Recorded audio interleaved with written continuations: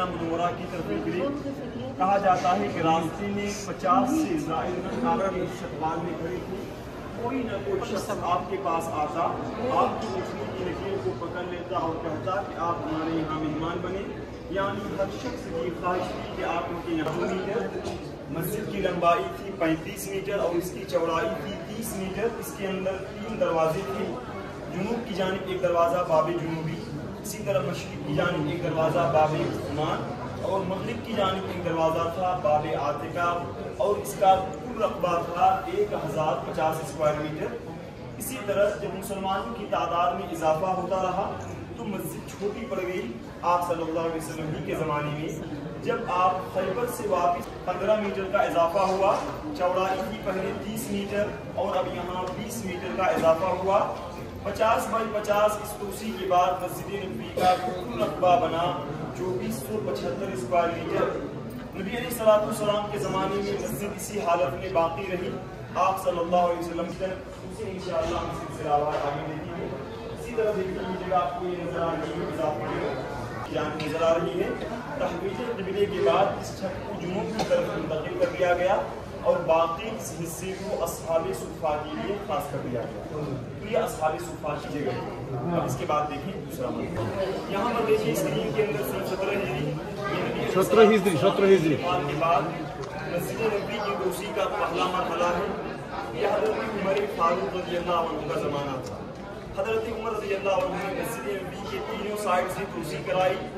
انہوں نے جنوب کی جانب 5 میٹر کا اضافہ کیا، مغرب کی جانب 10 میٹر اور شمال کی جانب 15 میٹر کا اضافہ کیا۔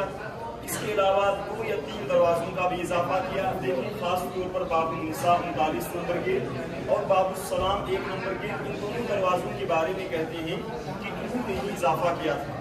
اس توسیع کے بعد مسجد نبوی کا کل رقبہ بنا 3575 اسکوائر میٹر، یعنی عہد فاروقی میں تقریباً 1100 اسکوائر میٹر کا اضافہ کیا گیا۔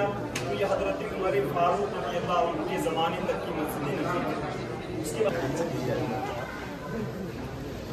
اب یہاں پر دیکھیں 37 ہجری نبی علیہ الصلوۃ والسلام کے انتقال کے بعد مسجد نبوی کی توسیع کا یہ دوسرا مرحلہ تھا۔ حضرت عثمان غنی رضی اللہ عنہ کا زمانہ۔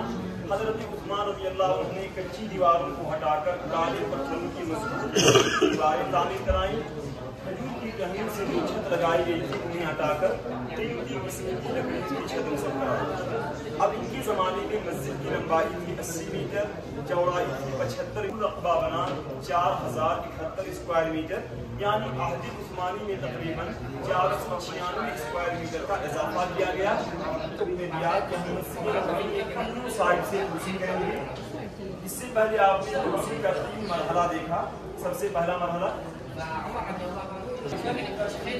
لیکن جب ان کا زمانہ آیا، یعنی ولید عبد الملک رحمۃ اللہ علیہ کا زمانہ، انہوں نے حکم دیا کہ ہم جنوب کو چھوڑ کر تینوں سائڈ سے توسیع کریں گے۔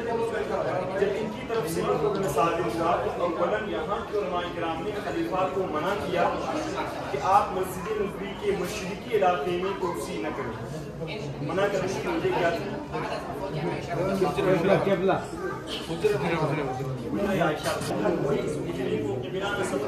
اور یہاں کھڑے ہو کر مجھے کی طرف رخ کر کے کوئی نماز ادا نہ کر سکی۔ نبی علیہ الصلوۃ والسلام نے دعا کی، اللہم لا تجعل شمسی وطنا یعبد۔ ابھی اس طرح کی شکل میں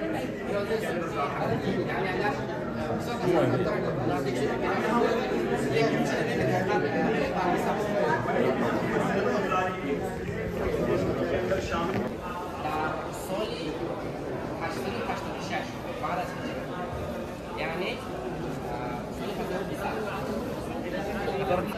کہتے ہیں کہ سن 886 ہجری میں مسجد نبوی کے اندر آگ لگی۔ آگ لگنے کے نتیجے میں کافی سارا نقصان ہوا، کئی ساری چیزیں ضائع ہو گئیں۔ اس وقت کے سلطان اشرف قائد بائی رحمۃ اللہ علیہ مملوکی خلیفہ تھے۔ انہوں نے کئی طرح کے بڑے پیمانے پر کام کروائے۔ اس طرح سے نئی مسجد تعمیر کی جس کا کل رقبہ تھا 9010 اسکوائر میٹر، اور انہی کے زمانے میں پہلی دفعہ اس بڑے گنبد سے پہلے یہاں ایک چھوٹا سا لکڑی کا گنبد تھا۔ سلطان قلاؤن الصالحی رحمۃ اللہ علیہ نے سن 678 ہجری میں پہلی دفعہ اس چھت کی جگہ ایک لکڑی کا گنبد تعمیر کروایا تھا۔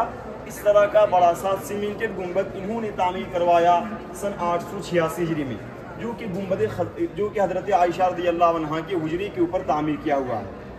اسی طرح دیکھیں گنبد خضرا کے حوالے سے ہمارے یہاں کئی طرح کی باتیں مشہور ہیں۔ اس گنبد کی حقیقت کیا ہے؟ کہتے ہیں کہ آج سے 191 سال پہلے جب یہاں سلطان محمود ثانی رحمۃ اللہ علیہ کا زمانہ تھا، انہوں نے اس گنبد کو گرین کلر میں تبدیل کیا ہے جو اب تک باقی ہے اور ہماری نظروں کے سامنے ہے۔ اسی طرح گرین کلر سے 1233 تقریباً 345 سال کی سفید، کل ملا جلا کر ہمارے سامنے نتیجہ یہ ہے کہ اگر ہم اس گنبد کی بات کریں تو 550 سال پہلے یہاں کوئی گنبد نہیں تھا، اور اگر اس کی گرین کلر کی بات کی جائے تو یہ زیادہ سے زیادہ 190 سال کی بات ہے۔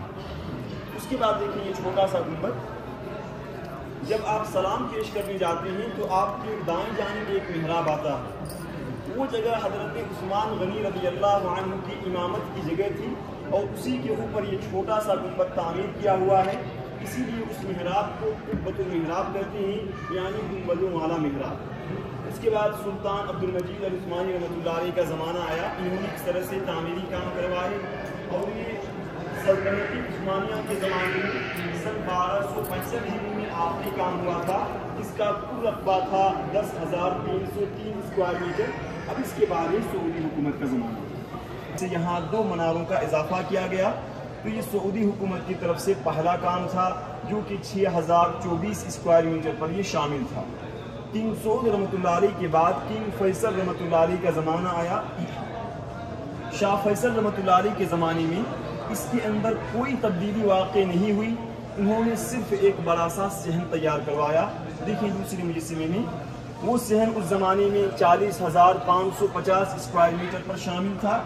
فی الحال جو ہمارے سامنے مسجد نبوی ہے یہ اس سے پہلے کا منظر ہے، اسی طرح سے تھی مسجد نبوی، اس کے بعد جو توسیع ہوئی ہے وہ ہماری نظروں کے سامنے ہے، اسے انشاءاللہ آگے دیکھیں گے۔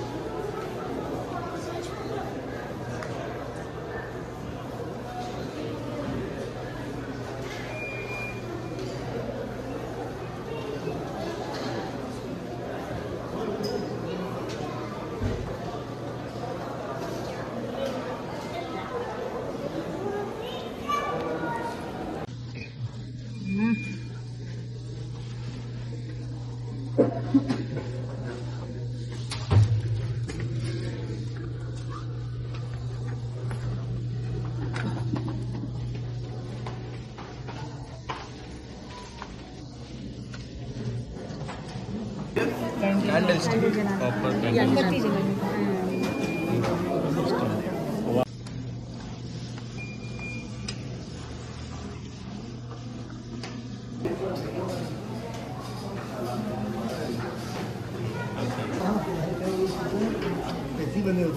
दोगे नहीं है क्या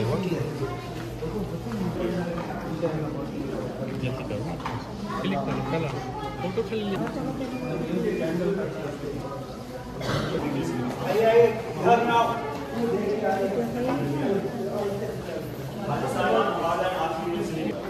नाम कट गया था बस